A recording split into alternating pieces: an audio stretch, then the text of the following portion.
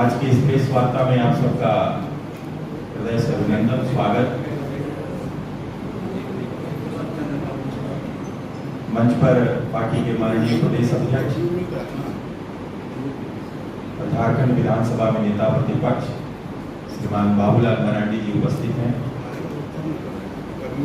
मैं उनका स्वागत करता हूँ, अभिनंदन करता हूँ। उनकी बाईं ओर हमारे प्रदेश के प्रवक्ता श्री अतुल साहदेव जी उपस्थित हैं, मैं उनका भी स्वागत करता हूँ। और आज के संदर्भ में आप सबसे बात करने के लिए मैं माननीय प्रदेश अध्यक्ष जी से आग्रह करता हूँ अपनी बातों को आप सबके बीच रखें। चलिए, बहुत बहुत धन्यवाद आप सबको। आज दो महत्वपूर्ण विषय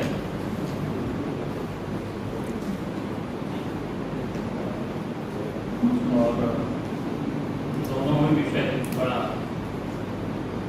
गंभीर विषय है, आम लोगों से जुड़ा हुआ मामला है। क्योंकि आप सबको ध्यान में कि देश के प्रधानमंत्री ने पहले तो अपनी बात को मैं प्रारंभ करूँ उससे पहले आज बोर्ड के एग्जाम का रिजल्ट आया है, उसके लिए झारखंड के बच्चों को हमारी ओर से, पार्टी की ओर से बहुत बहुत बधाई है, शुभकामना है। वो सारे विद्यार्थी लोगों की भविष्य उज्ज्वल हो, यही मैं कह रहा था कि बड़ा गंभीर विषय है। देश के प्रधानमंत्री आदरणीय नरेंद्र मोदी जी आयुष्मान योजना के तहत, क्योंकि वो झारखंड की धरती से ही लॉन्च भी किया, और उसके तहत ये कि भाई हर गरीब को 5 लाख रुपया तक के मुफ्त में इलाज की सुविधा उनको उपलब्ध। उसके लिए देश के प्रधानमंत्री आदरणीय नरेंद्र मोदी जी जो प्रधानमंत्री स्वास्थ्य बीमा योजना, जिसको हम आयुष्मान योजना कहते हैं, उसमें से था 60 और 40%, यानी 60% भारत सरकार पैसा देगी और 40% राज्य सरकार पैसा लगाए। लेकिन उसमें एक फैसिलिटी और थोड़ा सा छोड़ दिया गया। राज्य सरकार भी इतने ढंग से अगर कुछ करना चाहे तो वो कर सकते। इसका लाभ उठाते हुए झारखंड सरकार ने प्रधानमंत्री स्वास्थ्य बीमा योजना को मुख्यमंत्री स्वास्थ्य बीमा योजना नाम दिया। जब राज्य सरकार अपना कुछ नाम अगर वो जोड़ते हैं तो पहले 60-40 के रेशियो में पैसा देना होता था, यानी केंद्र 60% देती थी और राज्य 40%। वो फिर उलट जाता है। जब नाम अपना देते हैं तो फिर केंद्र 40% देती है और राज्य सरकार को अपने खजाना से 60% लगाना, जिसके तहत लाल कार्ड, पीला कार्ड झारखंड सरकार ने उस ग्रीन कार्ड को दी। उसके बाद में राज्य सरकार ने और भी लोगों को जोड़ा, आप सब लोग भी उसमें जुड़े हैं। सरकार का आदमी है, वकील भी है, पेंशनधारी भी है, सरकारी कर्मचारी भी है। ये अच्छी बात है, राज्य सरकार सुनने में अच्छा लगता है, इसलिए मैंने कहा कि अच्छी बात। लेकिन वास्तविकता क्या है? झारखंड में अगर इसके वास्तविकता की थोड़ा पड़ताल करेंगे तो बड़ा भयावह स्थिति है। सिर्फ ये एक घोषणा मात्र है, और घोषणा मात्र भी इसलिए मैं कह रहा हूं कि पिछले दिनों राज्य सरकार ने निर्णय लिया कि शहरी क्षेत्रों में 50 बेड का हॉस्पिटल होना चाहिए और ग्रामीण क्षेत्रों में 30 बेड का हॉस्पिटल होना चाहिए। यानी किस प्रकार से उसमें आम लोगों को सहूलियत या सुविधा नहीं मिल सके, क्योंकि ग्रामीण अंचलों में 30 बेड का हॉस्पिटल मिलना मुश्किल, यानी नहीं के बराबर। यानी कुल मिलाकर के ये जो बड़े हॉस्पिटल को ही लाभ मिल सके, या गरीब अपने जहाँ इतने दूर तक तो पहुंच नहीं सकेंगे, जो छोटा छोटा जो ऑपरेशन वगैरह कुछ करना होता है, अब उसके लिए उनको बड़ा हॉस्पिटल कहाँ खोजेंगे। तो पहले तो सरकार ने उसको किस प्रकार से कटौती करने की कोशिश की, जबकि भारत सरकार का जो गाइडलाइन है, उन्होंने 10 बेड का भी हॉस्पिटल को सूचीबद्ध किया जा सकता है, अर्थात ग्रामीण क्षेत्रों में भी जो छोटा छोटा यहाँ हॉस्पिटल लोग चला रहे हैं, 10 बेड का दो एक कमरा, तो वहां भी ग्रामीणों को इलाज की सुविधा उपलब्ध हो रहा था, लेकिन झारखंड सरकार ने उसको भी समाप्त करके और उसको इन्होंने 50 बेड शहरी क्षेत्रों में, ग्रामीण क्षेत्रों में 30 बेड, यानी पहले ही उसको कटौती करने के इन्होंने प्रयास किया। उसके बाद आप सब लोगों ने अखबार में भी पढ़ा होगा, हॉस्पिटल का यूनियन उन लोगों ने भी मांग किया, फिर हमने उस पर पता करने की कोशिश की कि झारखंड में जो पहले 750 हॉस्पिटल को सूचीबद्ध किया है, जहां पर गरीब से गरीब लोग इलाज अपना करा पा रहे हैं, लेकिन उसमें भी क्या हुआ, 750 में से 538 हॉस्पिटल का तो फरवरी से पैसा मिला ही नहीं है। यानी फरवरी हो गया, मार्च हो गया, अप्रैल हो गया, मई भी समाप्त हो रहा है। अब 538 हॉस्पिटल, मतलब आप समझ सकते हैं। अब उन लोगों ने एक प्रकार से सरकार के पास त्राहिमाम कर दिया कि भैया अगर आप पैसा हमें नहीं देंगे तो फिर अब हम लोग किसी का इलाज नहीं कर सकते। यानी कुल मिलाकर के सरकार जिस रास्ते पर कदम पर चल रही है, इससे गरीबों को उसका कोई लाभ नहीं मिल सकता। और उसमें से 750 में हमने कहा कि 538 हॉस्पिटल को तो फरवरी से पैसा ही नहीं मिल रहा है, और 212 हॉस्पिटल है जिनको पिछले 10 महीनों से पैसे नहीं मिल रहे। कुछ उसका टेक्निकल प्रॉब्लम आया था, लेकिन वो भी शायद ठीक हुआ, लेकिन आज तक नहीं। तो अगर इतनी बड़ी तादाद में अस्पतालों को पैसा नहीं मिलेगा तो फिर गरीबों को ये सुविधा प्राप्त नहीं हो पाएगी। और गरीब ही नहीं, बल्कि गरीब के साथ साथ जो हमने कहा कि पेंशन होगी, वकील है, पत्रकार है, कर्मचारी है, यानी किसी को कोई लाभ नहीं मिल पाएगा। इसलिए एक तो हम सरकार से ये मांग करेंगे, भाई केंद्र सरकार का जो गाइडलाइन है, एक तो 10 हॉस्पिटल तक को सूचीबद्ध करना, ताकि ग्रामीण अंचलों में भी गांव के गरीबों को स्वास्थ्य सुविधा मिल सके।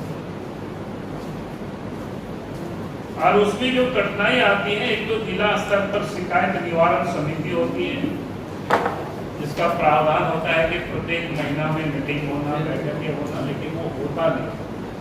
अधिकांश जिलों में यही देखा गया है, जानकारी हमने प्राप्त करने की कोशिश की, वो होता नहीं। फिर राज्य स्तर में भी जो शिकायत निवारण समिति है, प्राधिकरण है, उसकी भी वही हाल है।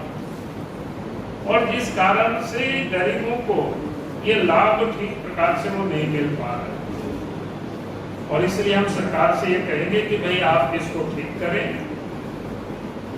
और हमने देखा कि जब भी प्रेस के लोग मंत्री से बात करते हैं तो उनका जवाब आता है क्या, ईडी वालों ने फाइल ले गया, आप सबको ध्यान में होगा। लेकिन मैं उस पर एक विषय में कहना चाहूंगा। पहली बात तो मेरी जानकारी में कोई सरकारी अस्पतालों में कहीं पर कोई ईडी वालों ने छापा नहीं मारा। अगर जहां कहीं भी छापा मारा है तो बिचौलियों के घर में, दलालों के घर में छापा। तो फिर अगर वहां से ईडी ले गया तो फिर वहां फाइल क्या कर रहा था? दलाल के घर में, ईडी के घर में या कर्मचारी के घर में भी फाइल क्या काम कर रहा था? फाइल तो ऑफिसों में होता है। इसका मतलब ये गड़बड़ी हो। अगर मंत्री जी का कहना ये सत्य है तो मैं कहूंगा कि मंत्री जी को पहले उन लोगों के ऊपर एफआईआर लॉन्च करनी चाहिए जिन लोगों ने ऑफिस की फाइल को अपने घरों में और दराज में रखा था। और नहीं तो इस प्रकार की इधर उधर से बातें नहीं चलेगी, नहीं बनेगी बातें। ये लोगों को कब तक आप धोखा देंगे और ठगेंगे। तो एक तो ये विषय था मेरा, ये बड़ा महत्वपूर्ण विषय है क्योंकि देश के प्रधानमंत्री को यहाँ एक प्रकार से समाप्त कर रहे हैं। आम लोगों को उसका जो लाभ मिलना चाहिए वो नहीं मिलता। इसलिए सरकार इसको ठीक करे, ये हम राज्य सरकार से मांग करते हैं। और एक विषय में जरूर, क्योंकि आप सब लोग प्रश्न पूछते ही और आते जाते आप सब लोग प्रश्न पूछते ही रहते हो, तो मुझे लगा कि मैं अपनी ओर से ही मैं आप सब लोगों को विषय आपके समझ रखना चाहता हूँ। आजकल आप देख रहे होंगे कि कांग्रेस पार्टी हो, झारखंड मुक्ति मोर्चा, बड़ी झंडा लेकर के लोग घूम रहे हैं कि भैया सरना कोड सरकार लागू करे। अच्छी बात है,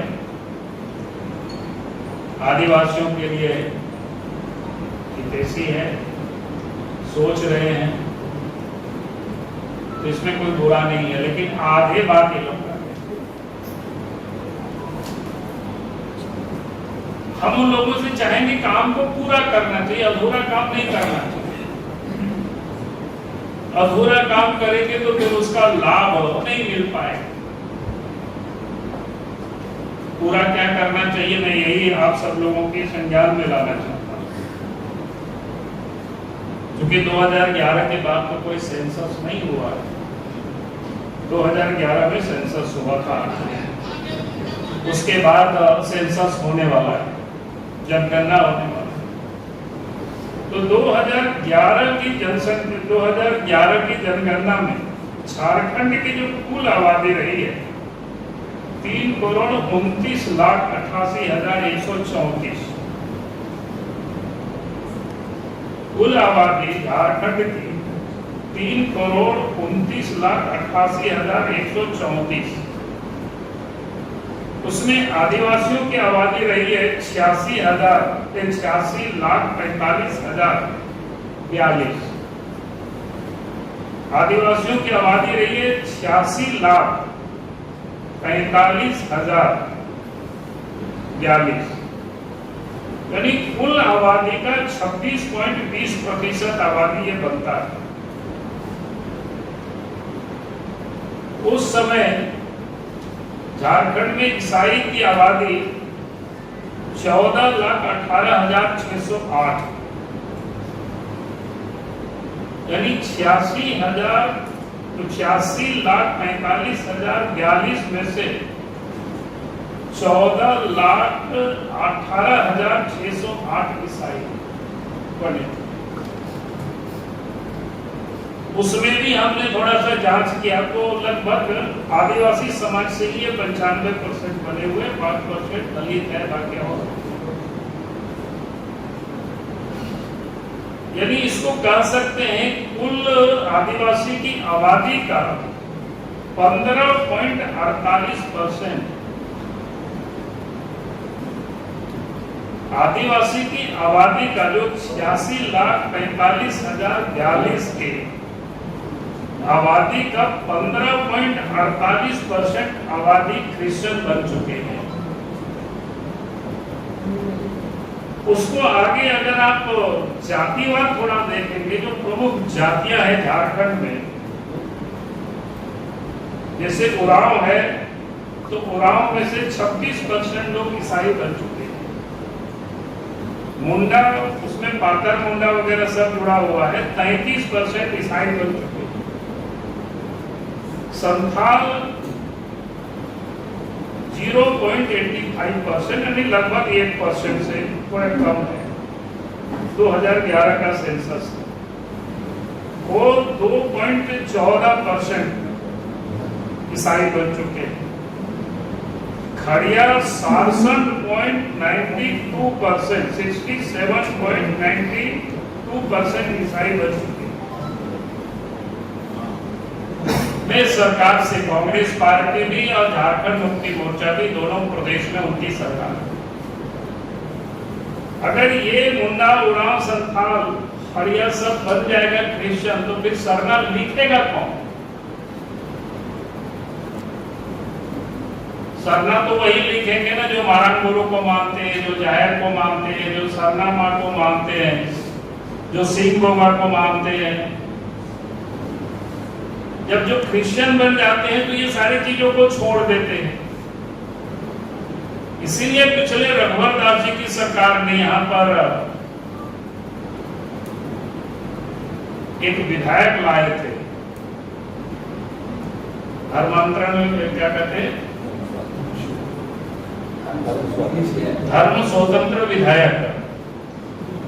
यानी कहने का अर्थ है कि आज जो लोग तेजी से धर्मांतरण हो रहा है, सरकार को उसे रोकने का प्रयास करना चाहिए, उसका इंतजाम करना चाहिए।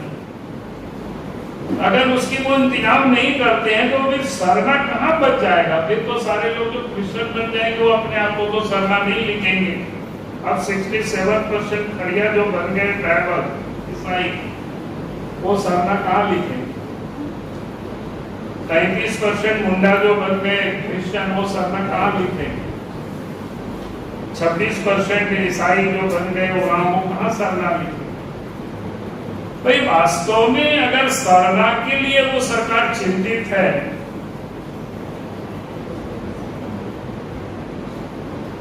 अगर सरना के लिए सरकार चिंतित है तो उनको ये काम करना चाहिए।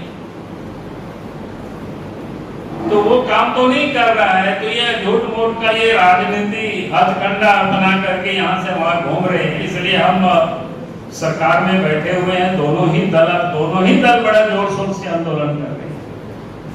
और इसलिए मैं दोनों ही दलों से मैं यही कहूंगा कि ये जो सेंसस में आपको बताया, आज से 15 साल पहले की 2011 या फिर सर्वे, बाद में फिर सर्वे अभी होने वाला है, तो फिर किसका कितना आबादी होगा तो आपको ये पता चल जाएगा, कोई दिक्कत नहीं है।